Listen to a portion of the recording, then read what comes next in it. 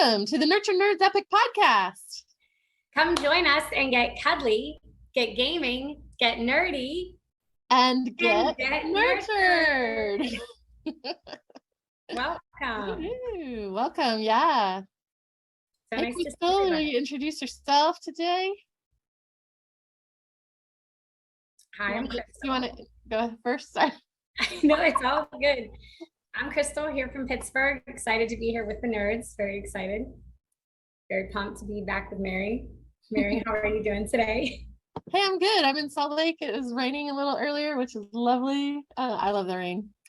So yeah, I'm a cuddleist. I'm a cuddle party facilitator. I'm doing the nerds, and this is fun. This is episode 23. Awesome. We've got a great guest today. You guys are gonna love her. Crystal, what are we talking about? Today, we are really excited to bring back Alyssa. We are super excited to have you, Alyssa. Of course, welcome for being here and for founding us, the Nurtured Nerds founder. Really pumped. On today's episode, we're going to nerd out about energy medicine and shamanism, again with the amazing and magical Alyssa Osberg, and she is the IRL Support Main, who happens to be, again, the founder of us here at Nurtured Nerds. So we're going to talk about some nerdy things, some cuddly things, and let you know what's currently going on in the community. We still have a raffle for our new members to get a chance to win a care package. So please come and join us today and find out more about our community of nerds and cuddles. Hey. Woo! And we like talking about what we're drinking. I don't know, does anyone want to share? Alyssa, do you want to talk a little bit about what you're having in your cup today? Yes, and I have a nerdy thing at the same time. So I'm drinking roasted dandelion root tea. It's from Traditional Medicinals. It's pretty good. I had heard about it before, I think, but I started drinking it actually relatively recently. It was suggested to me by someone in the Shamanic Energy Medicine program that I'm in, and I really liked it, so I kept drinking it, and the rest is history. It's like one of my new favorites. So, and my nerdy thing is that I have this mug of Baymax from Big Hero 6 that I got at Disneyland, and I love it so much. So cute. Yeah. The mug looks exactly like his head. It does. I love Baymax. Does the dandelion root have any effects on your body? It's a good detox tea. Nice. Yeah, that and nettle leaf, which you recommended, Mary, on one of our first podcasts, and I hadn't tried it until recently, and so both of those are my go-to detox teas. Nice. Yeah, nettle leaf helps me when I'm feeling a lot of allergic stuff. Yeah. Yeah. What are you guys drinking? I'm actually drinking chai today. Chai tea with some half and half, and then I'm putting honey in it lately, and I had some cocoa honey from the honey birds and bees place I went in Boquete in Panama last March. So yeah, I'm finding how awesome honey is in hot water. And actually, when we were there, I remember I actually didn't like any of the tea they had there, so I started just doing honey in hot water, and that was really good. but the chai with the cocoa honey that has like the cocoa in it is like perfect. It tastes so good. So yeah. Sounds amazing. Yeah. It sounds very delicious. Thank you. What are you drinking, Crystal? I'm actually drinking my favorite Four Sigmatic, which is like a reishi powder. It's a reishi mushroom tea, but it is like a hot cocoa mix actually. So it's very creamy, and I did add like milk to it, or like a non-dairy milk, and it's amazing. I always like plug them. Like I'm very excited about them. It helps chill me out. They're nice. Very cool. Yep. For those who didn't know, this is Alyssa's tradition to share our tea with everybody. So that's so fun. Okay. Have you not been doing that? Yeah, we have. Totally out of the loop. We have been doing that. Yeah. We're not always drinking tea, but we share what we're drinking. Yeah, and I ordered my next order of mud water's coming, Crystal. So I got that. Partly because started getting it. Awesome. Love it. Yep, I like mud water. I like the rise. The rest I know. All right. But the morning one, really good. All right. Well, cool. let us go on. Alyssa, will you just reintroduce yourself to us, because it's been a while. Tell us a little more about yourself and what you're doing now, what you've been up to. Yeah, because we need to catch up with you. Okay. Mhm. Let's see, what's different? Well, the main thing, which is what the interview is about today, is that I've been studying shamanic energy medicine. And the program that I'm doing that in is called Online Energy Medicine, and it's offered by the Four Winds Society. And I know, Crystal, you were just talking earlier about a book you've been reading that's actually written by one of the leaders of that company. Marcella, and yeah, Marcella and Alberto, they run the Four Winds. They're not the ones that are directly teaching the course, but most of the course content is from them, and that is the main thing that I've been doing since I've been on the podcast last. Other than that, not much has changed. I was really taking a lot of time to, I don't know how to explain it like really succinctly, but I guess it's just I needed to take time to reevaluate and heal and really remove a lot of things that I had used as excuses to not focus on my own healing, or to not prioritize it, I guess. Like it never really went away as something that I cared about or was working on, but it was just, it's definitely a pattern to,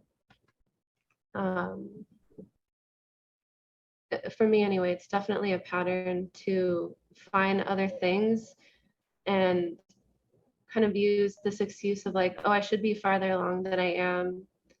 And it's almost like this spiritual bypassing of like, well, maybe if I, engage in this kind of self-help thing, that that it'll help me deal with these things that I can't get past, rather than just coming at it from a place of learning more about myself. And I don't know if I mentioned the Evolving Out Loud community on the podcast before, but I had been doing that since February of last year, so I probably did. That community really helped shift that for me. And when I heard about this online energy medicine program being offered again, I've been interested in it since around the same time that I took the Cuddler training, actually, but it was just, financial resource that kind of had gotten in the way before. But it really prepared me to give that to myself. And since the last time I was here, I turned 30, and that milestone sparked for me just this really big shift in how I took care of myself, the things I decided to give myself that I'd been putting off giving myself. And it just kind of, it really shifted the momentum of my life and my self-care and everything. I did this self-connection, self-marriage program. It's like a it wasn't like a group thing, it was like just an individual thing, but it had all these exercises that I did in the like 6 to 10 weeks or so leading up to my birthday.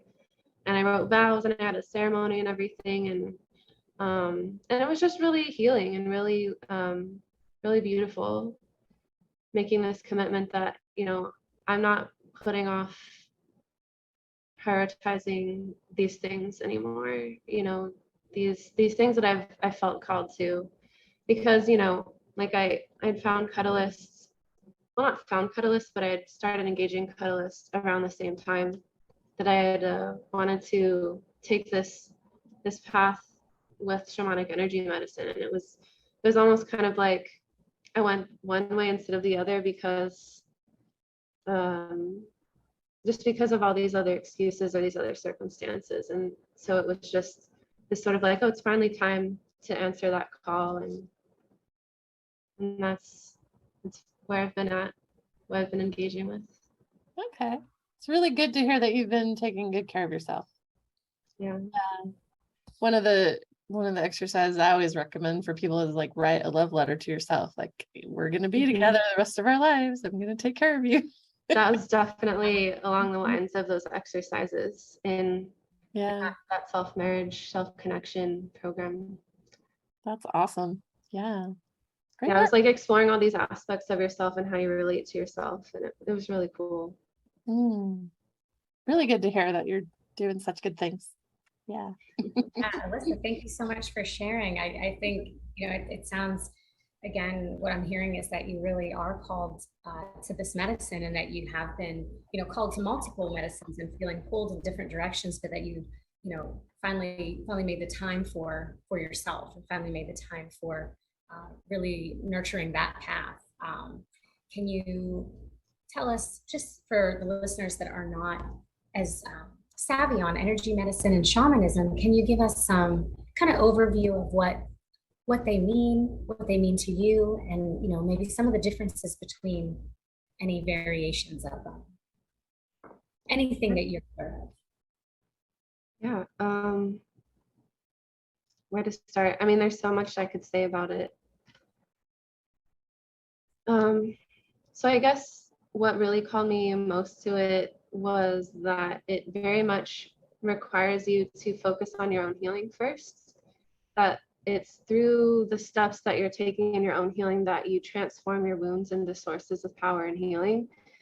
And that in the tradition that I'm learning in, we build what's called a mesa, a shaman's mesa. And so you have stones, you go through the medicine wheel. So there's the 4 directions. You start in the south, and there are 4 main archetypes associated with each of those directions.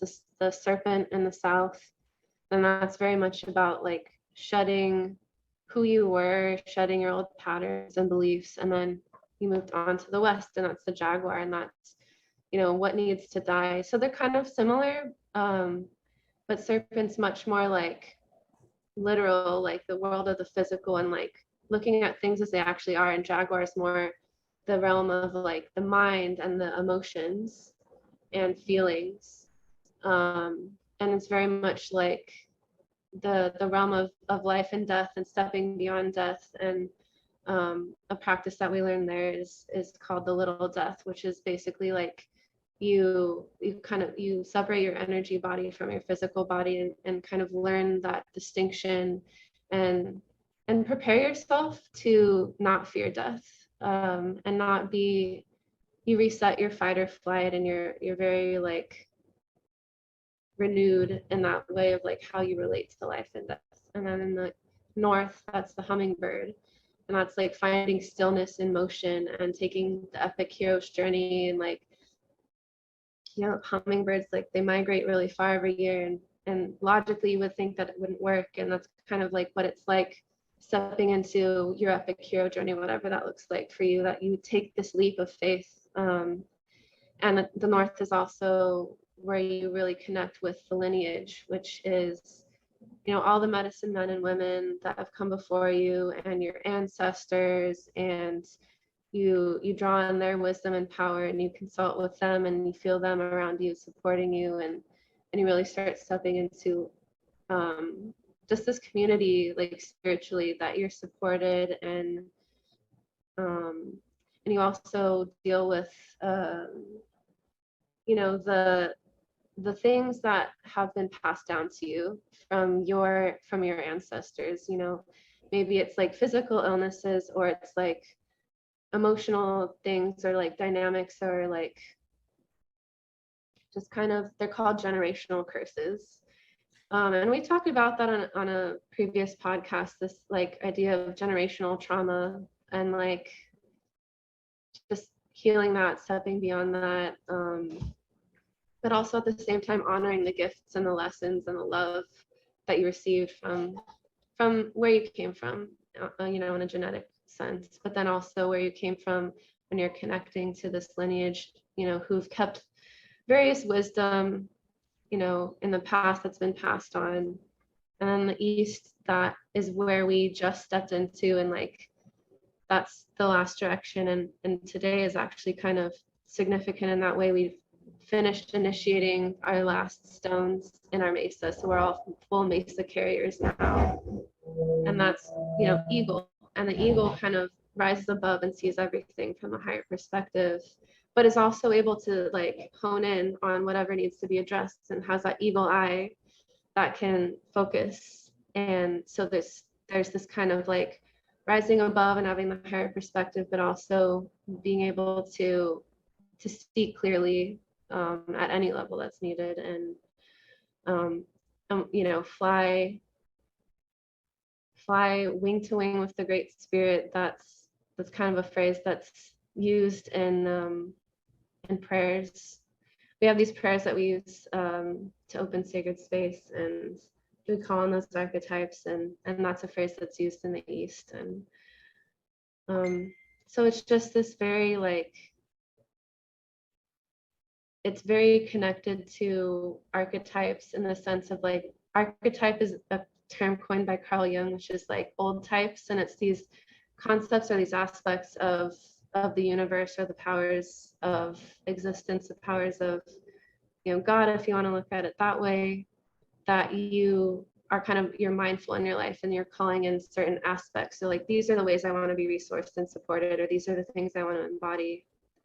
So that's kind of the tradition that I've been taught in, and it's very much taken from Andean shamanism, but it also brings in aspects of, you know, Eastern medicine and like just all these other cultures, and it's very much amalgamated and distilled down to like, what is the core of how you care for your body and how you come into Aini, that's the word they use, which just means right relationship with the earth. It's very feminine, you know, goddess centered, like earth centered, and being in right relationship with the earth, cool. Which I really love too, because I feel like that's something that's really needed now. Yeah, that's important to me. Yeah, having a good grounding with the earth and the plants and the bees. I love the bees in my garden. I love the flowers. And when you were talking, it was bringing up some experiences that I've had. I haven't really studied shamanism at all, but but I've had a few experiences. We did a song back in college that my teacher wrote. He called it "The Ancestors' Breath." And I always think of that when I feel like the wind whipping up around me. I'm like, it's the ancestors' breath. The ancestors are around me. They're whipping up my hair. They're, you know, and I like to think of like the energy of the universe as the life energy of everything that ever was or will be, or, you know, is now. So I'm like, yeah, the wind, it's the life energy, it's the ancestors' breath. And so you were talking, and that just made me think of that. And that's like a special thing for me. Every time I feel that, I was just like, I feel really close to like the energy of the universe. And yeah. That's another phrase that we use in our sacred space prayers is, you know, when you call on the lineage and the ancestors in the north, you say, whisper to us in the wind. So it's really cool that that's something that, even though you haven't studied this kind of thing before, that like, that's still, you know, there's so many universal concepts and universal ways of relating that that span many cultures and span across time. Absolutely. Yeah, very cool. What has been the impact on you? Do you have any measurable differences that you can share with us that you've experienced? Yeah, so a lot of what I had learned before for self-help was very much centered around like the physical and the mental and emotional, and those are really helpful. But this kind of the wisdom teachings that I've been engaging with, it teaches you how to engage things that all four levels, which are related to those archetypes. So there's like the physical, that's serpent; mental, emotional, it's jaguar. But then there's also hummingbird is mythic. So it's like the stories that are carried through humanity throughout time and across different cultures, and that inform consciously and often unconsciously and subconsciously the paths of our lives. And then also at the energetic level, that's the level of ego, and the literal, like, you know, techniques that you perform, the energy medicine, that's, you're moving energy.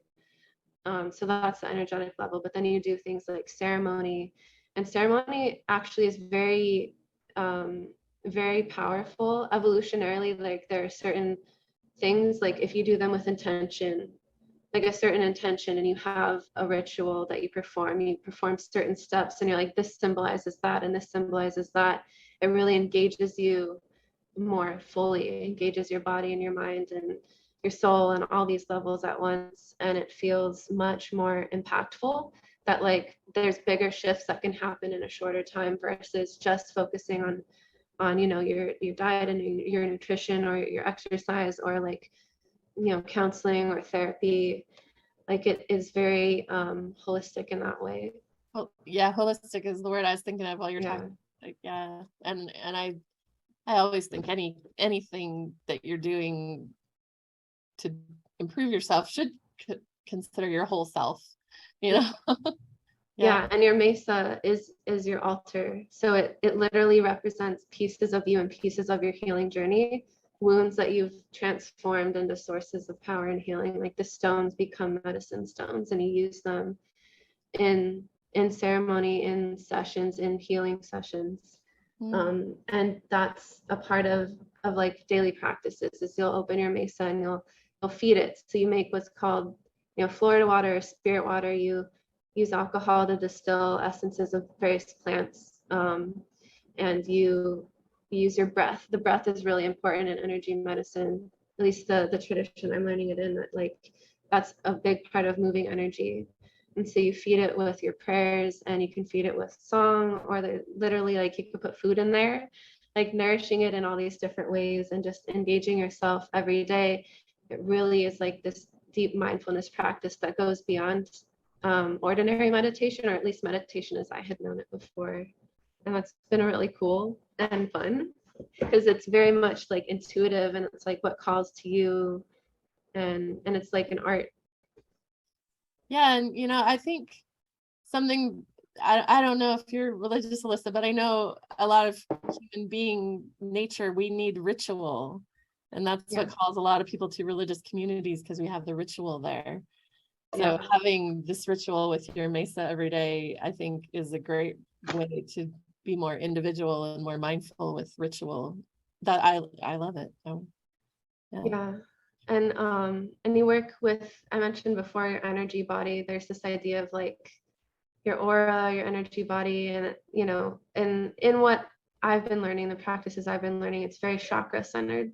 And so your chakras are basically like these energy centers in your body, where there's like there's like certain plexus of like your nervous system and your organs, that they're almost like these energy vortices in your body that affect different areas of your body. And I don't remember where I was going with that, but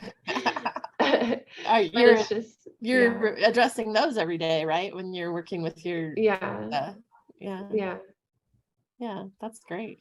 Like it's affected you and impacted you greatly. And I can 100% resonate with a lot of the beautiful concepts that you're stating. And I felt that I feel that it is a lifelong journey through that type of work, through shamanic work. So I really hear the changes that have been coming through for you specifically, Alyssa, as well as just in general. I think that, we all really, really take a lot from ritual. We take a lot from that form of self-care. Yeah. Oh, I know. So it was just like this idea of the energy body, that it's kind of like this blueprint for your physical body. Yeah. And so that's kind of how those connect, because you're doing the energy medicine, you're working on the energy body, but then that trickles through to your physical body, to your mind and your emotions, and how you relate to reality. And just very cool, like just all these additional ways of engaging with your life and with yourself, and with ritual and ceremony. I do feel like it's all very connected, and hearing, talking about religion, talking about the feminine. One of the things I really enjoyed about the book I'm reading by Marcella is that she talks a lot about that feminine goddess that kind of was lost in traditional history. And in some of the patriarchal versions of religion that we see today, or that we seem to focus on today. And so I think, it's something that really, I feel strongly that shamanism really pulls back into the balance, the idea that both are necessary and that we have both within us, and that balance. Yeah. There are these 2 books that are really great that were part of our, there's a lot of recommended books, and there's a few that were required reading, and these were required reading, but they're like Masculine and Feminine Psychology by Robert A. Johnson. They're called He and She. And there's one called We that wasn't in the curriculum, but I want to read it also. But it definitely talks about that, like that men and women both have an inner masculine and an inner feminine that need to be nurtured and expressed in different ways, depending, and regardless of your gender identity, like everyone has those aspects, because it's not even about that label of man and woman. It's just, those are like the names that were attached to it, but there's these underlying themes and purposes to these different aspects. Like, the masculine is more about the quest, and the feminine is more about like it's more about like these different trials, and about beauty and receptivity and surrender, and they're just really interesting books, and I've enjoyed reading them. And who authored this again? I want to try and take a look. Robert A. Johnson. Make sure to get the revised edition though, because there's one that came out in the, I think like the 70s that's not revised, but this one I think was published in 1989. Okay. Nice. Yeah, that was one of my biggest epiphanies about myself when I went to a retreat and we were doing masculine and feminine work, and I was like, oh, I just have a strong masculine. It's not that I'm just like a bad girl, I'm not just like, yeah, that was very much something that I discovered about myself as well. It's like this part of me that was disowned, like this inner feminine, because like it's all a defense mechanism, where it's like it's how you were able to function the best in the environment that you were raised in, and well, at least for me, like that feminine part wasn't nurtured and it wasn't welcomed as much, so I this, and so it's out of balance. So it's very much about learning how to bring those parts of the self into balance. It's a lot of parts work actually, which is cool. I'd done parts work before, but I hadn't related it to like archetypes and myths and all this other stuff that I'm learning. Yeah, but like seeing like every part of you is valuable though. It's not. Exactly. It's not that I'm just an awkward girl. I actually have these good masculine qualities that are assets to me, Yes, definitely. Yeah. And I have some feminine qualities too, and they can come out sometimes, but I'm never going to be a little graceful, cheerleader. That's not me, and that's okay. It's very much just about what that expression of that part of you looks like when it's in balance, and that balance is different for everyone. Right, exactly. I love that realization, and it's so hard for people to say, oh, I can be a woman and be strong in my masculine and it's good, or I can be a man and enjoy my feminine. I think that's a great place to get to. Yeah, that brings up 2 things for me. The jerk proof your relationship quest that we're on, Cassandra Brown actually discusses part works, and I feel there's such an overlap even in my many cuddle trainings and many authentic relating trainings that really discusses the idea that we are many pieces. I've done parts work with Cassandra, and she's amazing, so I highly recommend anyone who is interested in getting into that, whether or not you want to do JPYR, which I also highly recommend. But she just has so much wisdom to share, and she's just such a good space holder, basically. And she has I told Gita about this actually. She had 2 new videos that she put out recently, just 2 really short little videos about JPYR, so we should put those in the description. Definitely. I've got to get back to that. I haven't been there in a while, but I want to, and I know she's got such a great program. So Definitely. I was really impressed with that. And it even calls to mind the tarot, which is a cast of characters that very much can be a good reflection of what's going on within, and can also be, you know, hey, we've got a whole bunch of different parts. That does bring me to the next question where, you know, we talked a little bit about the work that you're doing with the Four Winds being a bit of an amalgam, you know, having different places coming together.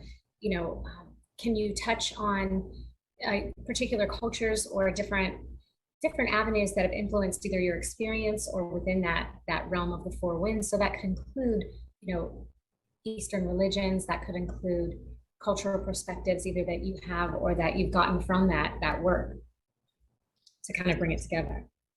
Yeah, definitely, like the chakra work definitely is influenced by various Eastern medicine traditions, and you know, even the Andean shamans, even, you know, in Peru, that like indigenous tradition had an idea of chakras, but it, like, you know, it wasn't quite presented in the same way.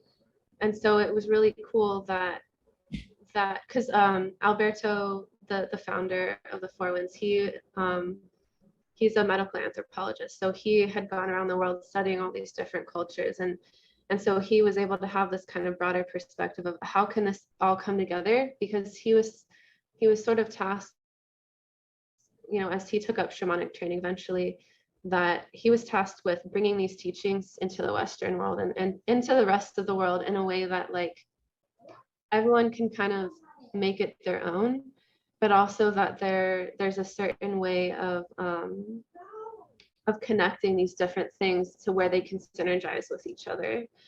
And so there isn't really that much discussion of like the specifics of, oh, this came from this culture or that culture, unless you read all these books. Like, it's very much mentioned in there, but it's not necessary to know. It's more of just like an embodied practice and like what intuitively feels right to you.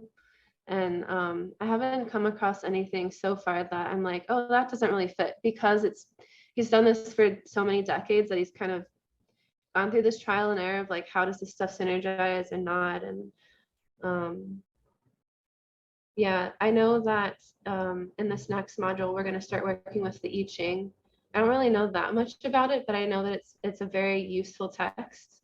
And I know there's a question somewhere in here about tarot cards and oracle cards, and that's something that we've worked with as well. I have this deck called the Mystical Shaman Oracle that I like to use, and like oracle decks, you know, the tarot is like they're all, it's a certain set of archetypes, and it's always the same no matter what tarot deck you have. The Thoth tarot is really good though. I really like that one. But like, I have the Mystical Shaman Oracle deck, and it's made for people that have studied in this tradition, this kind of new tradition, in the sense of that it's like bringing together all these old ideas, but in a way that synergizes with the Western world and how we can evolve and move forward. But it takes all these archetypes, all these ancient concepts that we learn about, and helps us find a way to engage with them. You know, you know, like I was saying earlier, you move energy with the breath. So that's a very big thing in this tradition, is like you know, either with the stones or with whatever, but like with oracle cards, you know, you can use your breath and like blow the energy of whatever is there for you right now, even if you're just asking the general question of like, in my life, what do I need to know right now, or what would be a good thing to focus on. And it's this added way of like allowing the universe to speak to you. You're like, give me a sign of what I can focus on right now.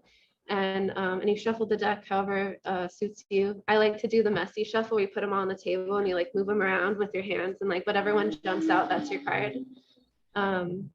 And it's just really fun, you know. That's like, you can't pick a wrong card. Every card will speak to your situation in some way, but it's really cool seeing that chance encounter of like all these little tiny forces in the universe working together. That's the card that ends up popping out. And it just gets you to be mindful, just to look at your situation from a new perspective, through a new lens, and engage with yourself and your life in a new way. Yeah. You have a tarot deck? This or is an oracle deck? Ethereal Visions. Yeah, I actually pulled this out of my, oh, you can't see it, dang it. I pulled it out of my storage today because I was like, I'm missing it. I need to do some tarot. So I did a reading for myself today. And yeah, it's always so interesting, no matter what card comes up, like something in my brain gets triggered, with it. There you go. Yeah. Yeah. So you've got it right here on the table.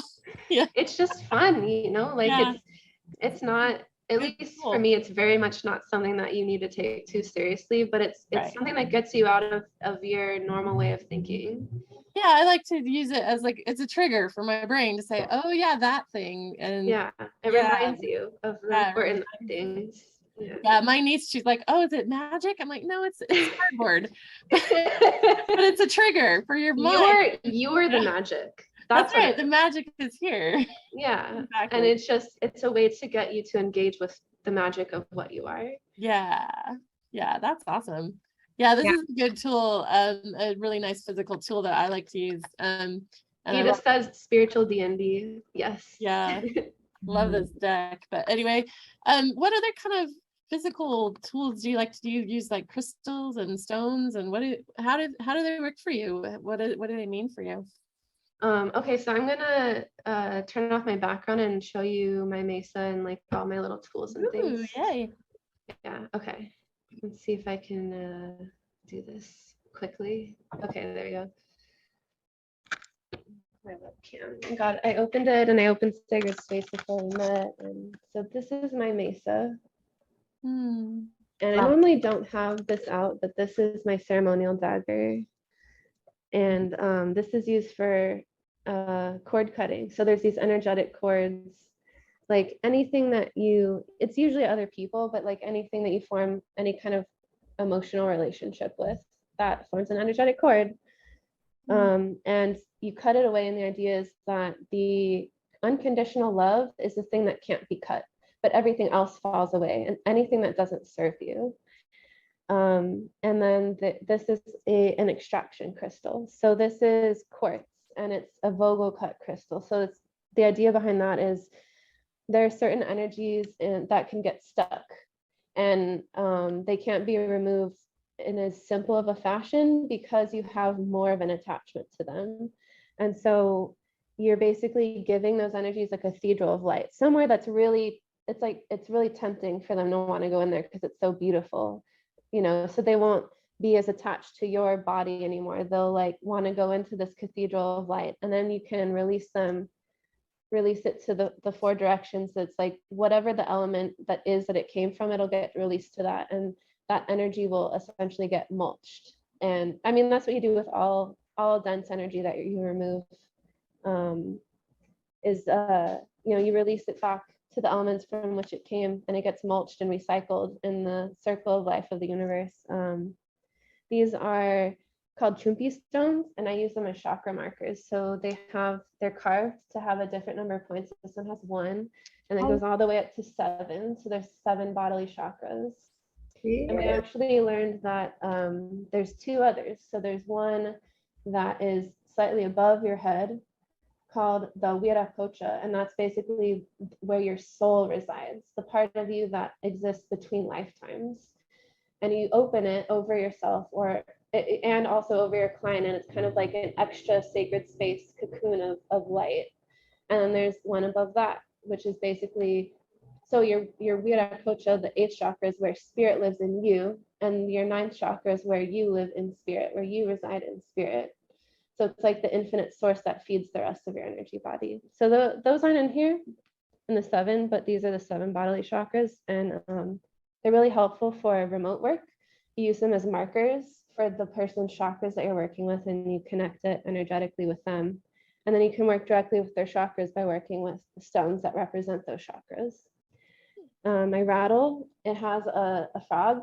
A frog is a being of 2 worlds, water and land, and that's very much how shamans operate, because they kind of bridge both worlds, the regular physical world and like the world of spirit.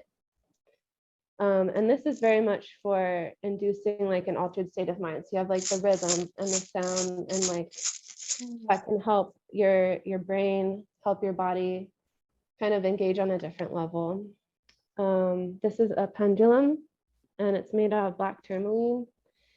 And this can help with a lot of things, but especially with testing chakras. So chakras, when they're healthy, they'll spin clockwise. And when they are unhealthy, they will try to clear. They'll try to cleanse and kind of backwash themselves automatically. So they'll spin counterclockwise. And that's what you do when you're clearing a chakra with an energy medicine session, is you spin it backwards to get the energy to clear out. And then you re-spin it clockwise again, and you put some of that light of spirit in to illuminate it. This is a watana, which just means it's a tie, and I use it when I wrap my mesa up. I tie it like a present. And I got rainbow. It has the 7 colors, the 7 chakra colors, and the mesa cloth, which is called a mastana, has those colors in it as well, and it has some other sacred symbols woven into it too. Beautiful. And these are my 13 stones. So I have the 3 in the south. That's the direction of south. So they're each facing the direction. And these are the west and the north and the east. The east stones I literally just finished initiating today, and the lineage stone. I think that's everything. And then I'll put this back and I'll show you a couple more things. I'll put my background back really quick. I don't know if you can hear that. There's like these kids that live below us. So I have this jar, and it has some sage and some white sage and some Palo Santo. I don't know if you know what Palo Santo is, but it's this aromatic wood, and they're both for cleansing. And you can actually use the Palo Santo to kind of energetically cauterize areas in the energy field where you've extracted something. And you can feed your mesa with them. And here's my bottle of spirit water. It's like an old Tabasco sauce bottle, but I really like the sound it makes. The breath, again, really important. So can make the sound, and that calls in the energy that you're calling on. It's like, you're offering a sound, like if you were to play an instrument, but it's just, it's a more simple way of doing it. Kind of like the rattle is a simple way of like creating that rhythm. And I just, I have a candle. So it's like, the tradition I'm learning in is very much fire-based. Fire ceremony is really important, and you can use fire to combust heavy energies. You can feed it to the earth too, but fire is about like rapid transformation, and the earth's more like slow transformation, if that makes sense. And I have like a little bottle of olive oil. When you do a fire ceremony, you feed oil to it as like an offering to the earth, to the heavens, to the people around the fire, and to the 4 directions. And I have some feathers I've collected, and there are all these little objects that you can collect over time and add them to your mesa. I have this extra stone that I found that represents this concept called the momentum tunnel, which is basically this idea that the momentum of your life is composed of all these energetic threads that coalesce together into a tunnel. And when you want to make a shift in your life, you kind of have to change the direction of that tunnel. And most of the momentum, most of the energetic threads want to keep going, but you have to take that kind of like 2% path that veers off. And so the stone very much reminds me of that concept. The way that it's shaped is very unique and strange. And as soon as I saw it, it's like, that is a special stone. So right now it's just kind of more of a witness to the medicine stones, but it's learning. And yeah, those are all my tools so far. That's amazing. Thank you so much for sharing. Number one, I know these are very special to you and very, very beautiful pieces of art that, have a lot of energy to them. It's interesting. One of the questions, asks, do you believe they possess energy and memories and even some forms of sentience? And I know that for me, it's varying levels. How do you feel about like these objects and their use? Do you infuse them with energy, or are they already energetic for money? So the the teachings that I'm engaging with are very much like, it's the universe is a very animistic like system where everything has energy. And I do believe that, like, we've learned so much through quantum physics in the last several decades that it's like literally every particle, every bit of existence is just energy. Even stuff that's solid, it's just like it's energy organized in a different way. You know, it's more dense. And you know, there's 5 main elements in this tradition. There's earth, water, fire, air, and spirit. And spirit literally is what infuses everything. So if you want to call it the unified field, you know, in quantum physics speak, that it's like everything is infused with some kind of energy. And we actually call stones, we call them the stone people, because they've been around a really long time. They've seen a lot, they have experienced a lot, and they hold a certain kind of wisdom that other beings don't possess, you know, like, you know, plants. So they're these different spiritual realms, energetic realms, if you will. Like the plants have their own realm, they have their own wisdom. And there's this concept of plant medicine. And, you know, like indigenous peoples of, you know, all these cultures across the world, they didn't have the science that we have now. They didn't know any of that stuff, but plant medicine still exists. They still knew somehow what plants to use for what. And it wasn't all just blind trial and error. They literally spoke to these plants. These plants spoke to them. They saw the energy of it. They perceived that energy somehow and were able to communicate at that different state of awareness. I just kind of got lost. There's so much to talk about with all of this. It's really easy to get off track. I think you're on track. It's all relevant. Yeah.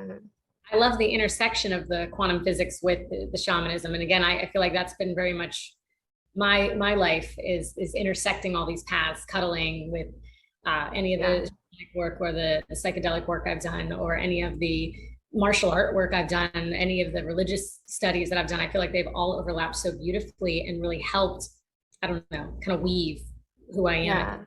It's all the tapestry of existence and humanity. It all comes together. And it's like we all have our own beautiful weave, like all the different elements that weave together for our existence. And, you know, there's a lot of overlap there. But we all kind of bring our own unique medicine. That's kind of the way that we describe it, is like everyone has their own unique medicine. So that's like the sum of who you are and your experiences and the lessons you've learned and the wisdom you've received. So everyone has their own unique medicine, and it's very much this intersection of all the things that you've experienced. And I do think that cuddle work very much synergizes with this work, because it's so embodied, and it's very much at that level of serpent and jaguar, the physical and the mental, emotional intersecting. And I feel like it complements beautifully with the energetic work and, you know, the mythic level work. And it helps really to integrate all of that together, to have, you know, an energetic intervention, but then also have this connection and this space where you're being held and seen and listened to. And, you know, there's this consensual touch that's really safe and really just like nourishing. So you're feeding all these different parts of yourself. Yeah, that's awesome. That kind of leads into one of the next things we like to talk about here at Nurture Nerds, which is, how does that relate to video games? Do you feel like there's any overlap with concepts from gaming, or, you know, leaving your body, or I don't know. Oh, definitely. Yeah. Gita and I have talked about this a fair bit so far. And it's definitely always been in the back of my mind of like, you know, how does this relate to role playing, to gamification, to, you know, the other nerdiness. And I think it totally relates, because games very much are reflective of the way that we perceive reality, or the way that we want to engage with each other and with reality. And I definitely look at it from that role-playing perspective, like we've done before, that it's like this boosts your stats. So it's like, if there's something that you want in your life, or a way that you want to shift, well, it's like this helps you be very mindful of, well, what are the elements that go into that? What are the forces that are required? What support do you need? and finding a way of engaging with that and integrating it into who you are and the story of who you are, and the literal like day-to-day rituals that you engage in, because that, you know, repetition is, you know, those habits are who you are in a certain way, and they're not in another way. Like there's this very dualistic way of looking at it, and also like the oneness way of looking at it, that it all comes together and it's all connected. Yeah, it all fits together. It really does. Yeah. And that's that persona, right? The IRL Support Main. I'm learning all these things to offer, to support myself, to support others. Yeah.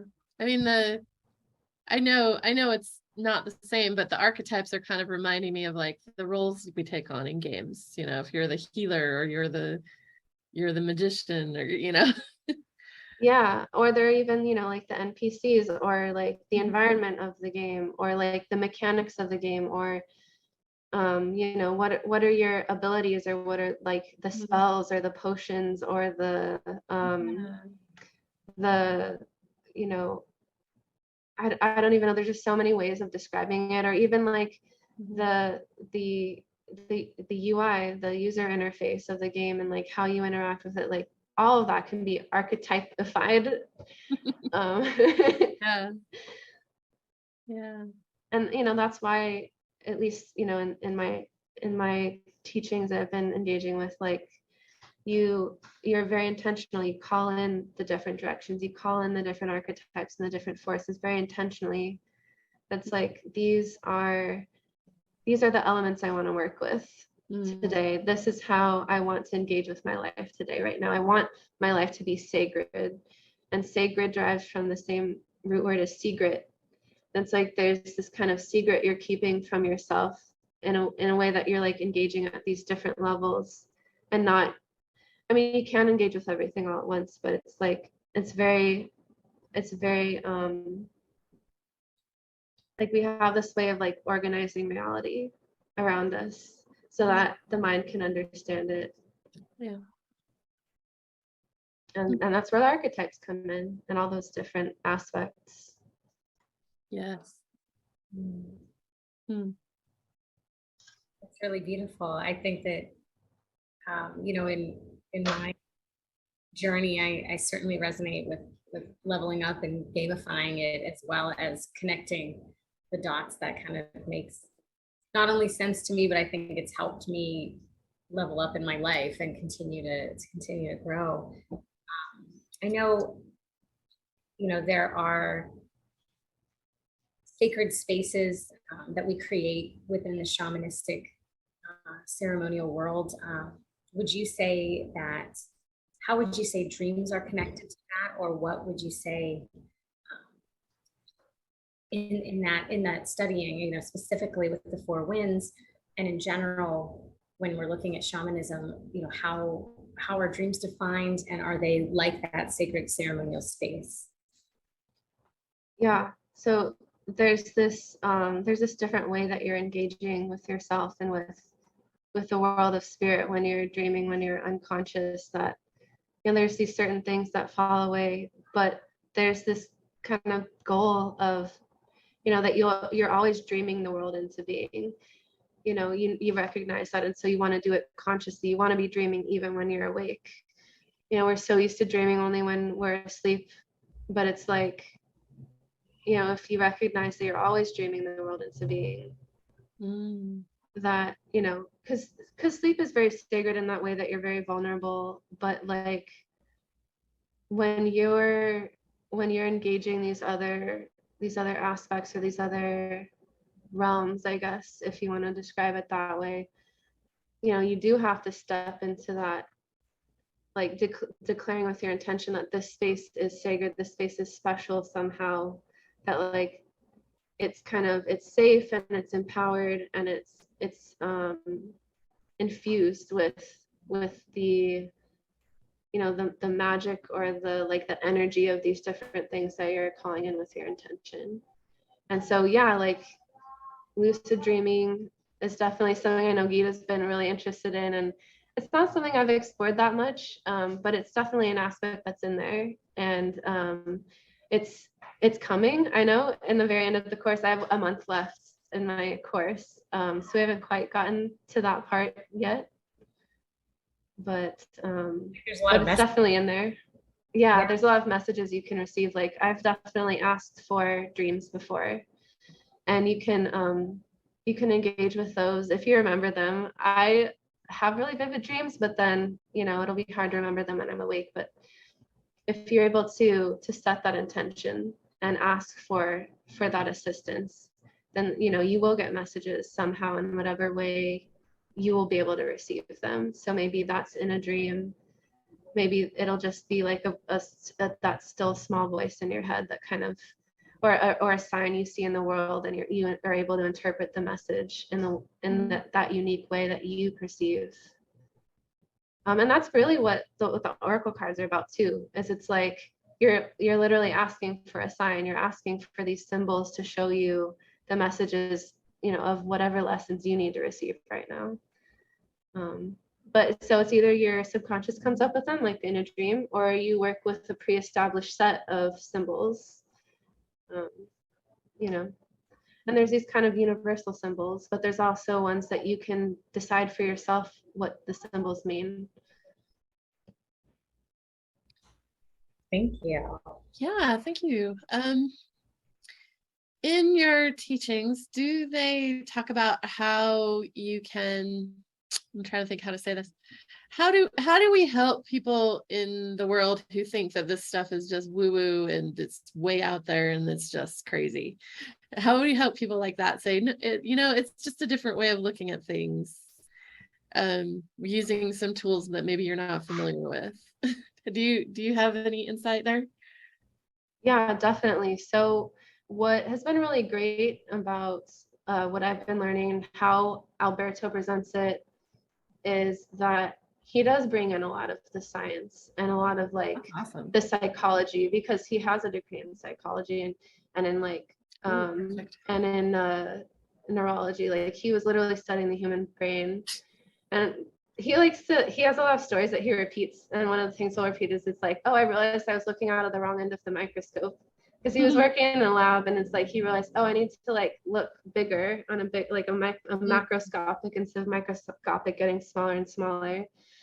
That like there's actually been studies that show that even when someone doesn't, you know, quote unquote believe, that it still impacts, because there are these very basic fundamental properties of the nature of reality that apply to everyone regardless of how you perceive them. And so also there's this, you know, there's this tendency in science to take things way too seriously, and I think that's been really good to kind of have a different mindset of like, this can be an art form, and it can be something that's really playful and fun and creative. And you know, it's one of those things that it's like, well, what do you have to lose in just trying something out and seeing how it makes you feel? Yeah, like it doesn't have to be provable or justifiable to anybody. It's like, well, what is your experience of it? And if it's something that doesn't align with you, then either just don't engage with it, or like ask yourself, look at yourself, well, what is it about this thing that triggers me? Because anything that triggers you is something that's an aspect inside of yourself that's part of your shadow. It's part of something that you're not willing to own about yourself. And that's been really helpful too. That's a really integral part of this work, is looking at your shadow and realizing that, you know, whenever something triggers you, that it's because there's a lesson there for you to learn somehow. And it's only by avoiding or resisting that you'll experience any kind of like suffering or pain around that, in a like drawn out, extended way. Because pain happens, but it's like whether you decide to let it flow through you and decide to look at where it comes from, versus, you know, cling on to the resistance, and that keeps it there. And that's where that heavy energy comes from, that we need to clear out these aspects, you know, in our lives and our interpersonal relationships, or on the physical level, like physical ailments. It's all connected.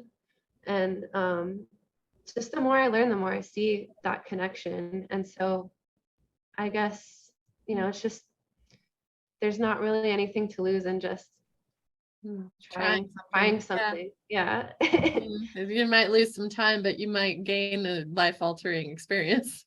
Exactly. Because, you know, this state of, you know, this higher state of being is very rooted in your neurology. So it's not even about like having to explain it on a scientific level or making sure that it doesn't seem woo-woo. It's literally like, you know, your energy body is the sum of the electrical signals in your nervous system. And so like the energy is there no matter what you want to call it or how you want to describe it. And so if you do something and that allows you to have this experience that feels like very uplifted for you, then you're accessing that part. You're accessing that world of spirit or that part of your brain, that part of your being, whatever that means to you or however you label it. And it's about doing your own work. Like other people can help you, right? And give you tools, but you have to, it's coming from within you, right? Very much so. Like we do the energy work, but it's the kind of thing where it's like, we have to assign homework so someone can integrate it, and you have to be ready to let go of whatever it is we're removing. Otherwise it'll just re-manifest. You'll just like create that energy in yourself again and it'll get stuck again. You know, cord cutting, for example, like I mentioned that earlier, you can cut a cord and it'll just snap right back into place if that person still has some kind of attachment or they're getting something out of it, which really is like, it goes back to psychology too. Like it is all connected, that there's a reason why you had that connection in the first place. It benefited you, it served you somehow, but it doesn't anymore in some way because it's hurting you somehow. And so you have to be willing to let that go and not know what your life's going to look like, or not know how things are going to shift, and just kind of take that leap of faith. And you know, it takes courage, but it's so worth it. Yeah. It's really hitting hard for me today. You know, I feel very strongly that you're, you know, I feel that in my life, that any triggers, anything that's coming up, repeating. I've actually done cord cutting ceremonies. I have a, I forget what, now I'm drawing a blank on this type of stone it is, but I have a stone knife. It's is it selenite? Yeah, it's a selenite knife. And I have a bunch of I have tons of, I'm selenite queen. Like I've got selenite. That's a really good one. Yeah. And so I've even done meditations on it and whatnot. And it's interesting because, you know, as we're speaking about it, it's bringing up some things that literally had come up like today, some almost serendipitous type of things. And then even just, you know, seeing you guys and talking about it, it's really, I'm really feeling it. And synchronicity shows up when the universe is calling you to shift something. Anytime I look at the clock and I see like a special number somehow, I'm like, oh, it's time to shift gears and shift to something else right now. You know, or it's time to like drop in and like just be present. That's funny because that just happened to me a minute ago. Oh yeah. Yeah, it was 8:42 my time, and like 42, it means something. Or I'll look at the clock and it's like 4:44, and like 4 is my favorite number, and I'll be like, oh, nice. Something I need to figure out what's trying to get my attention, right? Yeah. Or you'll just be randomly thinking about something, and then someone in your life that's associated with that thing will contact you, or just like these weird things that show up that you're like, huh, what a coincidence. But there are no coincidences. Like literally the universe is always talking to you, and it's always a mirror of what's inside. I agree. So if you're noticing any kind of pattern outside, it's, you know, that communication is trying to happen. And that's the practice of like being open to seeing that and noticing it and recognizing it, right? Yeah. I agree. It's the universe showing an Easter egg. Like that's a very gamified way of looking at it. It's like there's an Easter egg here. There's this part of the map that's like a glitch in the matrix that you weren't supposed to see, because like that concept I was talking about earlier of like keeping a secret from yourself, that there's certain things that you can only truly learn through experiencing it in a way where you didn't know the whole story beforehand. Like you had to go through the path where you learned it, you know, quote unquote, the hard way, instead of just being given the answer. I feel like a lot of times when I go through cuddle trainings or ceremony weekends, or just retreat weekends where my heart gets really opened, that's the time that those exact synchronicities will pop up even more intensely. People will contact. Yeah, you're more in alignment with the universe, the more synchronicity happens. The more synchronicity you perceive, because really it's always there, but it's just if you're on the frequency of it or not. Yes. Yeah. Okay. My goodness, I'm getting so excited. I'm like, actually, it's funny talking about incorporating cuddling, and it's interesting how I, was interested in, I was looking into Reiki at one point, and I very much am geared towards shamanistic work, and I've had a lot of paths that direction instead. And I feel like they're so parallel. I feel like they're so similar. Reiki is very much energy work, and shamanism is also. Let me ask, how do you feel, about the differences, or about, how they connect to client, like when you're connecting to a client, how do you feel shamanism can connect you further either to nature or connect you further to them?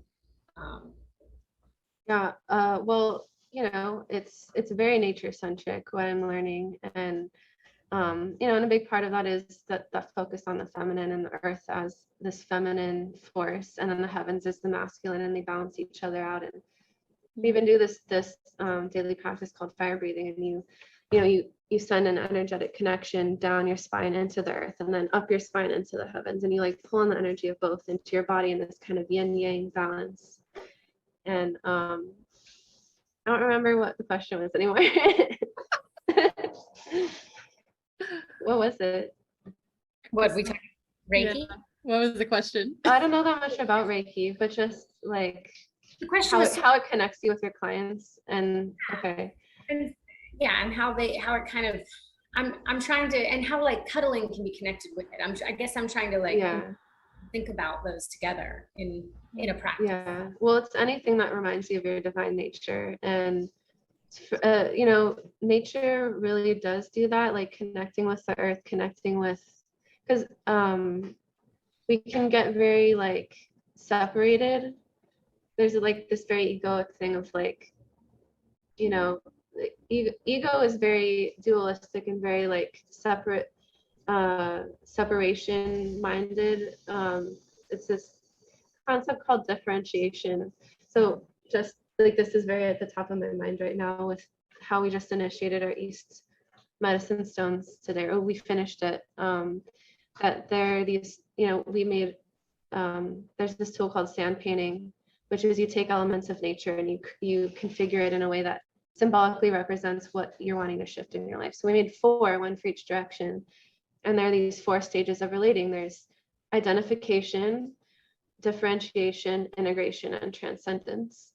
And you move through them whenever you're processing something that happened to you, or something about yourself, or a role that you've taken on or fulfilled in the past.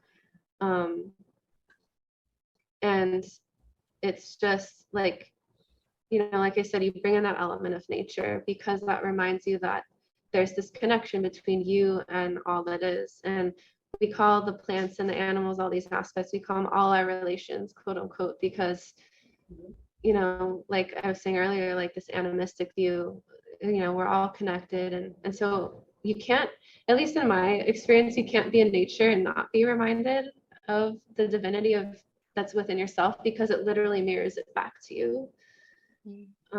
So I do feel like it helps connect in that way, because that very much to me connects with this concept of unconditional positive regard that we use as cuddle practitioners. The connection coaching like aspect of it is you're reflecting back to this person, this, kind of unconditional positive regard, this holding them in this space where you are giving them grace and you're seeing the divinity in them. When they might be feeling really vulnerable, and that's part of creating that safety. Okay. It's just, it's holding them in that space that's sacred. But it's how do you make the space sacred? And there's just so many different ways to do it. And I've loved learning new ways and more, like even more powerful ways that kind of all come together to sort of turbocharge that connection time. I love that. So you'll be combining like your energy medicine and your shamanistic work with your cuddle work as a practitioner?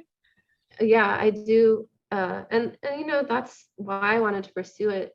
You know, the IRL Support Main persona is very much about, you know, and that's, you know, who I walk in the world as when I'm a practitioner of either thing. But like, it's just these different ways of supporting. And I do feel they're very synergistic, and I want to offer both and encourage clients to engage in both because of what I was saying earlier, that it allows this more holistic approach where you're addressing things on every level.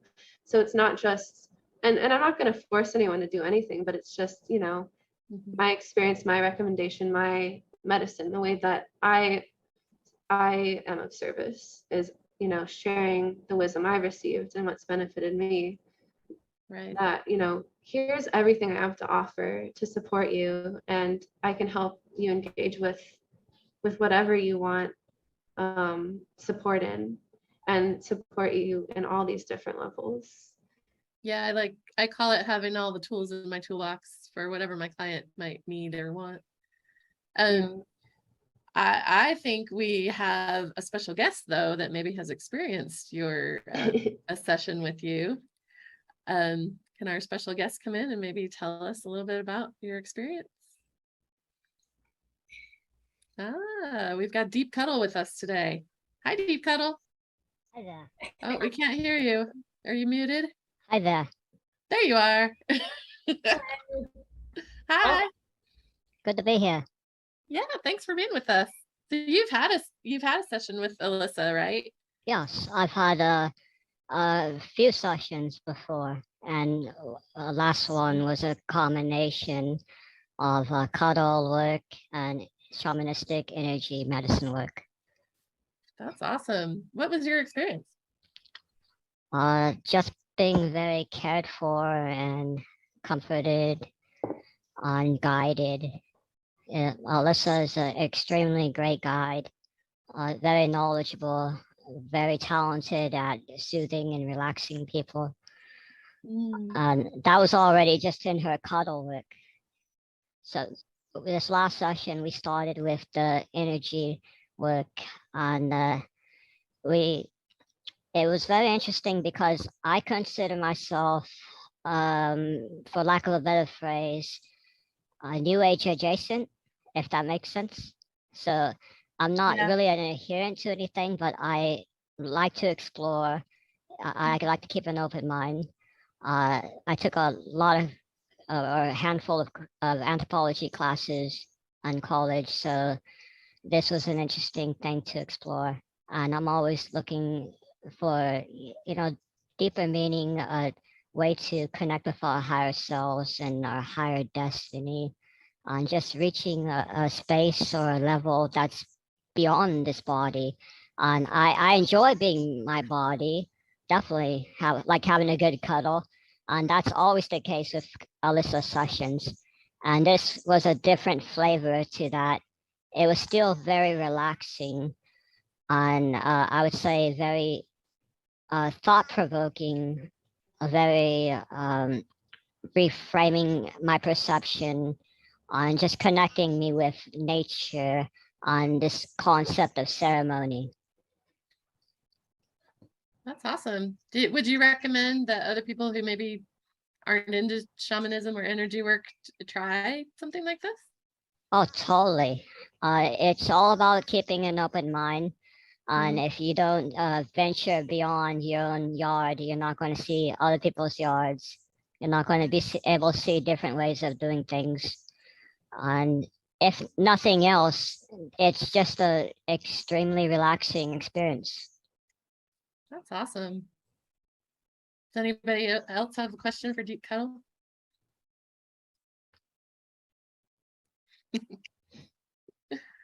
Cuddle, how would you rate your experience in the shamanistic realm, you know, as compared to other types of alternative healing you've done? Any other types of things that you've done? Like, how would you rate it in comparison, or what would you say are the differences that you felt? I would say it's a lot fuller, a lot more holistic. and definitely a lot more mystical. There's a bit of touch involved. So, I mean, I'm sure you're not counting cuddling in that regard, but I see a sort of overlap there. So that was an interesting thing. And the touch itself was very mindful, very precision. So it wasn't just like, anyway, it's done with a lot of intention. And I got the impression of a lot of meaning. So that was very powerful in of itself. I would compare it a lot to Reiki and Tantra. I've done a little bit of that. And again, it feels like, that's sort of like a one thing. And this is more like the whole inventory, of mindfulness, willfulness, and spirituality. So, yeah. That's awesome. Thanks for being with us today. Is there anything else you want to tell us? Cuddle often, keep an open mind, and keep watching the stars. Nice. Thanks for being with us, Deep Cuddle. That's My great. pleasure. Yeah. Okay. Well, Alyssa, is there anything else you want to say to those people that might be listening and watching who want to find out more about shamanic energy medicine? Yeah, I think this was a question we didn't get to, and I wanted to address it, but Oh yeah, go ahead. this is very much a practice that doesn't require any kind of any specific kind of belief structure or religion. Like, it doesn't contradict any belief system, at least none that I've ever learned about. That it's very much about engaging those general forces of the universe that exist, and it's just labeling them in a specific way in order to allow for mindfulness to happen and allow you to shape things with your intention, because you have to call things something. And so this just allows you to engage with things on a different level. And so no matter what your religious beliefs, if you have them, if you don't have them, if you believe in God or you don't, like, everyone can benefit from this. And so don't allow that to turn you off if that's the thing that you're concerned about, because you're not required to believe anything that I believe. And in fact, I have my own religious beliefs that many people might not see as being aligned with this work and with these wisdom teachings, but I've found my own way of relating to them based on what I believe and how I see God and the universe and source and spirit and just existence. Like, you will find your own way of relating to it, whether it's for you or not. I'm just it's something that can be accessed by anyone, regardless of your background, whether you've studied anything spiritual before or not, or whatever your background is. There's something here for you as long as you're open to it. Yeah. I always love that aspect of all the kinds of energy work that I've ever experienced or learned about. Like, we know there's energy outside of us. I mean, I know that. I'm not religious, so for me it's not God, but if it's God for somebody else, I'm okay with that. It's really just about the name you give to it, Right. And that's why I really like, we use the word spirit a lot, because it's, and I likened it before to the universal field, because that's kind of how I see it, is like it's the force that runs through the energetic force that runs through all of existence.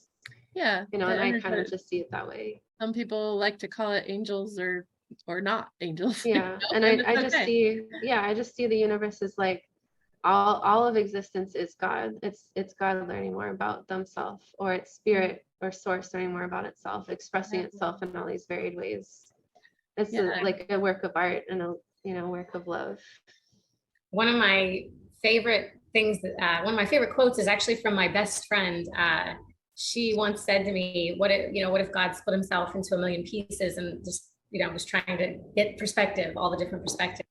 And it stuck with me. I just loved when she said that. And I really feel the same. I feel that semantics and language and the masculine and feminine, they all get jumbled up in there in their verbiage or in their communication, but a lot of times we're really all saying the same thing. Yeah. We just use the words that work for us, but it really is the same stuff. Like there's more inside me than just my body. You can call it spirit or the divine, and that's fine. Find what word works for you. But yeah, it's great. Yeah, I love that aspect. And I'm definitely willing to work with clients who are like, I would prefer if you worded things in this way instead. That makes me feel more seen. It's very, I liken it to, it's becoming much more normal now for people to ask you, what are your pronouns? It's very much the same as that. It's like, how do you want me to refer to these things? And we can find language that resonates with you if there's something that really doesn't resonate with you. And that's why screening is really important too. That's like, we can get together and get on the same page about all of this. And, I can find a way, we can find a way together where, you can be supported by things that I've learned, whether it's using all the tools in my toolbox or just a couple of them.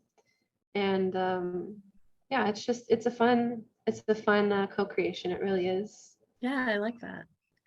That totally aligns with cuddle stuff too, because we're trying to get our clients to understand what works for you and give you the space to figure it out and be comfortable expressing that to other people. And it's all about the individual learning what works best for them. Yeah. Yep. And that's what I'm here to support. Hold space for you to be you.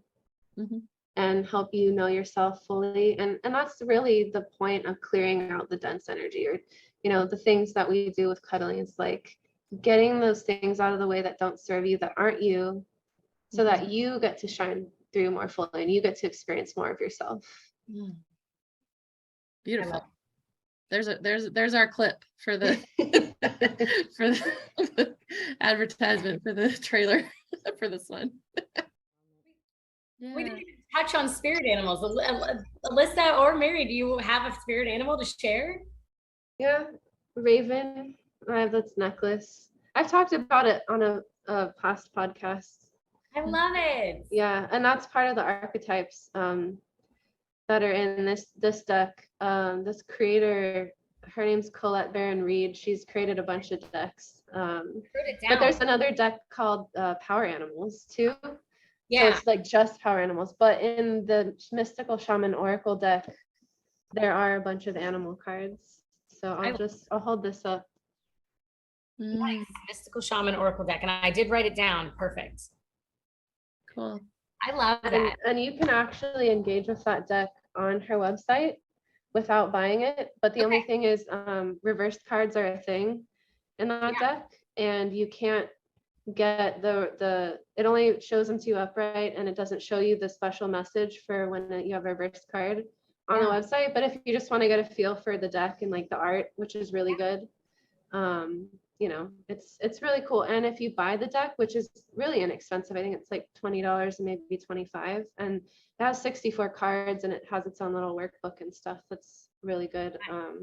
You get a free meditation that's specifically, it's like a meditation that helps prepare you to use the deck. I mean, I usually don't use it, but I did try it once and it was really nice. So I love that. Kind of gets you to like engage with this, this archetype of the mystical shaman, which is basically like your guide that helps you connect with archetypes. And so it's a different way of relating to it that can be interesting to try out. That's awesome. And I'm very fascinated by that. I'm very interested. I've seen a couple Oracle decks and a couple shaman decks before. I have a crow deck right now that I haven't touched, that I was supposed to give to someone that I forgot. But I love that.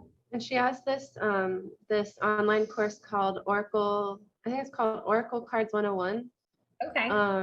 So it's just, well, I don't know if it'd be useful for you or not, but for me it was, because I had never like learned about or worked with Oracle cards ever. So it's just these very basic things of like, what kind of questions can you ask, and like, how do you shuffle the deck, and like what are different kinds of drawings you can do and what do they mean, and it's just a baseline foundation, and then you kind of build off of it and find your own way of relating with the cards and working with them. Yeah, I love that. Yeah. Nice. Alyssa, thank you so much for being here. And I want to make sure that everyone can reach you. What is the best way to find you if we want to set up a session, or we want to just reach out and ask questions, or we want to dive deeper into, the type of shamanic work that you're studying? Yeah, so I gave Gita some links to put in the description. Mary and Crystal, you can see them on our little document that we have here. So, the Four Winds, definitely they have a website and a blog and a YouTube channel. If you want to learn more of that stuff specifically, if you just want to connect with me, I still have the nurturednerds@gmail.com email available. Re-listening to the old podcasts, I kept saying my website's coming soon, the IRL Support Main.com, and I still haven't made it yet, but that is the dream. That is where I want to set up shop. And as I get towards the end of my training, I have 1 month left, like that's going to be where my focus is going to shift to, is how do I want to put this work out there. But for now, just nurturednerds@gmail.com. And I'm not sure where you guys are advertising practitioners, or how, if it's still on the website like before, or it might have shifted a little bit, but I'll keep in touch about that. Okay, I'll keep in touch about that too. And I can post in the Facebook group as well. Yes, please. Yeah. Please do. I'm very excited to check out their website. I haven't yet, and I have been meaning to, and it's interesting that you're studying exactly what I was reading about. And I'm like, oh, gorgeous. Well, synchronicity, right? Like, I'm not surprised by any of this stuff anymore. Yeah. There's a lot of fun ones at me. I feel it. How are you feeling after interviewing with us today, Alyssa? I feel very excited to share about what I've been learning, because so far it's mostly been with other students, sharing our experience together as we're learning together. And Gita was really the first person I reached out to start sharing outside of that, other than my boyfriend who I live with. And so it's just been really fun and joyful, just sharing what's been in my heart and in my mind and in my body, and just everything about my life that shifted, and everything I've been learning, and how I'm evolving, leveling up as the IRL Support Main. Yes. So.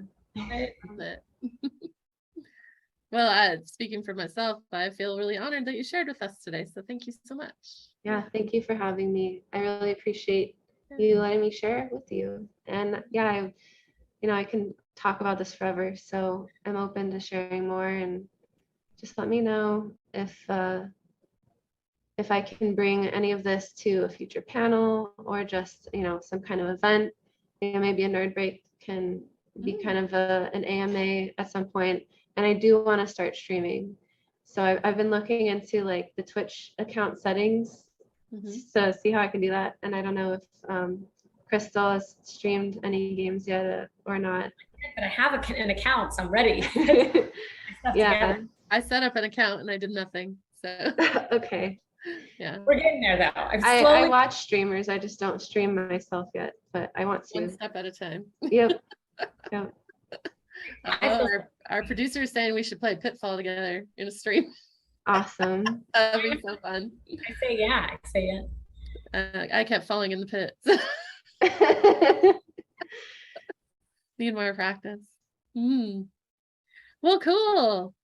Something I really missed, Alyssa, is your cuddle position of the episode with your with your amazing monkeys, because they just show us so well. Yeah. So this is going to be something that Gita and I tried together in our combined energy medicine and cuddle session. And let me see if I can get this.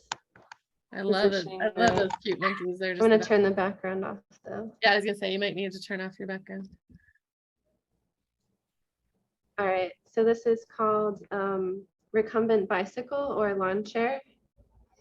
And it's very similar to it like the base. I consider the base to be a pancake. So one person lays face down and they kind of have their knees bent up. So that when the other person, instead of laying face down like you would with pancake, you turn around. And so when they bend their knees, you bend your knees and you touch your feet together. Yeah. And you can move your feet. You can do pedaling like the recumbent bike, or you can just rest, and that's more like lawn chair. And it's just one of those really silly, playful poses. You know, it's when you miss being able to see each other, you can stop and do some eye gazing, or, you know, heart-to-heart hug afterwards. And but it was really fun to try. I really liked it. And it's one that's very good to transition to from pancake. Yeah, I did that at Cuddle Party last week with one of my participants, and we were just laughing the whole time because it was just funny. And it actually takes a lot of muscles to balance on there. Yeah, it does. All your core muscles. Yeah. So you also get your breathing like really in tune, because you can feel each other's breath really well in that position. Yeah, I was calling it acro cuddling. Yeah. Yoga cuddles. Yeah. It's fun. Yeah, thank you. That's a great fun position to try if you're looking for to level up your cuddling. Yeah, Gita's really good about being adventurous and encouraging that playfulness and adventurousness. As a client, very good, very fun client to work with. So thank you for introducing me to that one, Gita. Fun. Great. Wonderful. I feel like I always lean into my edge and have such a fun, safe space. Mm-hmm. Oh, this is something I didn't show you guys before about my mug. If you've seen Big Hero 6, he's got tape on the back? that he got like punctures, and because he's like inflatable, so there's like a little patch on the back. And then inside, do you remember how it was like the rate your level of pain? Well, it has little faces inside. Oh. It's like when the cup's full and you haven't had any of your drink yet, it's like the one where they're like, ah, and then as you slowly drink more and more, the face gets really happy at the bottom of the cup. I love it. There could be anything in that It cup. just has so much. You're happy. Yeah. Yes.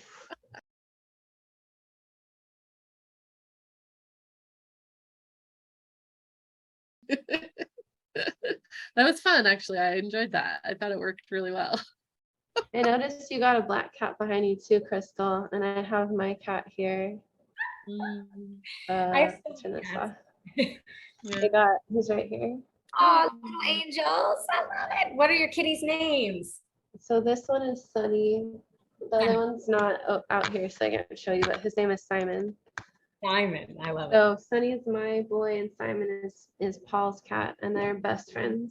Oh. They were instant best friends when they first met. That's great. Yeah. We had a sad occurrence a few months ago. My boyfriend's cat left us. Oh my gosh. So yeah, she was 19 years old, so it was her time. But yeah, I'm not at his house that much, and so when I go there, I still think, oh, where's the cat? Oh, she's not here. Dang it. Yeah. Well, maybe her spirit's still there, you know? So that's why you're sensing that energy. You're like, oh, Yeah. I feel her. I'm like, oh, yeah. You know what? I thought that too, actually, a little bit. I was like, oh, yeah, she's still here. Yeah. So no animals anymore. I keep the bees in my garden. That's what I like to watch, and the hummingbird out there and the birds and stuff. So, yeah. That's another thing too that's cool about connecting with the archetypes. Is this like when you see that animal that's associated with the archetype, it like gets you to, oh, there's Simon. Hey, buddy. Okay. I see him. Yeah. Little angel. There he is. Oh, look how beautiful. I love it. I love it. Oh, so great. Unfortunately, we're coming to the end of our time for today. Crystal, would you read our promos for us? Of course. And just to let you know, you can reach me or the lovely Mary at nurturednerds.com. You can also directly email us. Mary, would you like to share your email? My email is marycuddler@gmail.com. Yeah, please email me anytime. I'd love to hear from you guys.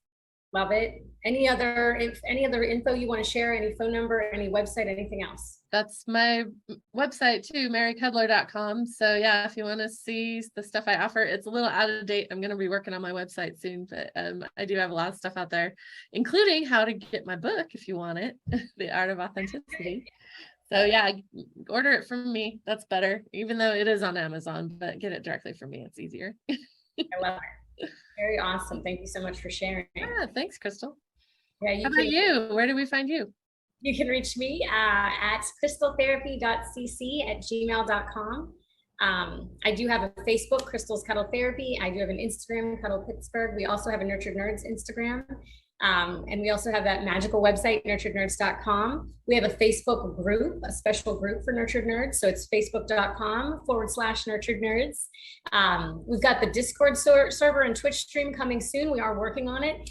If you want to get started in the group, if you're like, hey, I don't know where to start, you can email nurturednerdsnewbies@gmail.com. And I swear I'll check it. Definitely. Try and get in touch with us. We have new member raffles. We're really excited. We want to congratulate Sunshine. She's actually from my area, so it's amazing. She won. Always a raffle. Yeah. Pittsburgh represents with those Nurtured Nerds. I get really pumped about it. Really fun. But yeah. Go ahead, Mary. What were you gonna say? Oh, I was just gonna say we do the raffle, and we'll offer you some cool loot and a free 30-minute session with one of our participating cuddlers, after an intake screening. And you can get my book on an ebook when you win the raffle, a gift card, and you could submit a question to the podcast. And we've got events going on all the time. We've got nerd breaks and dance breaks, right, Crystal?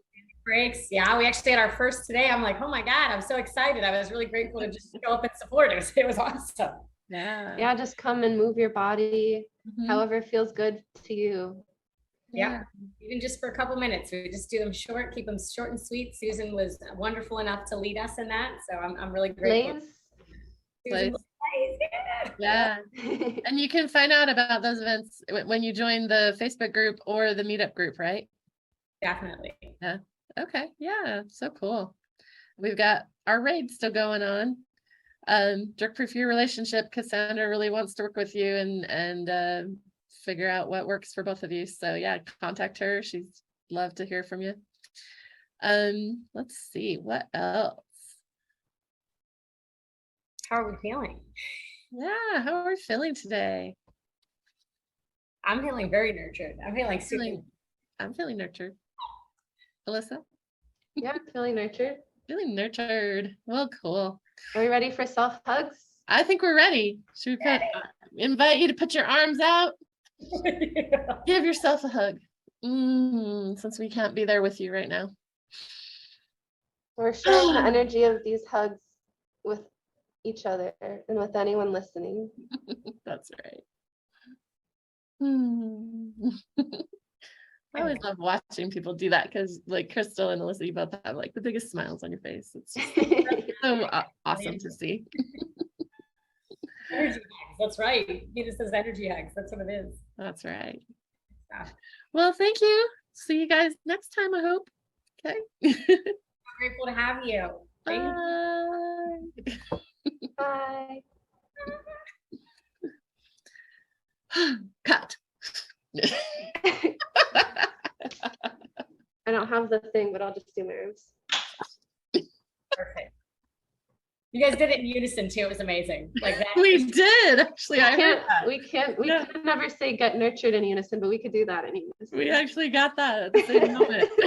It's because we weren't trying to be in unison that we were. Exactly. Hard to get the when you're trying, it's like Yeah.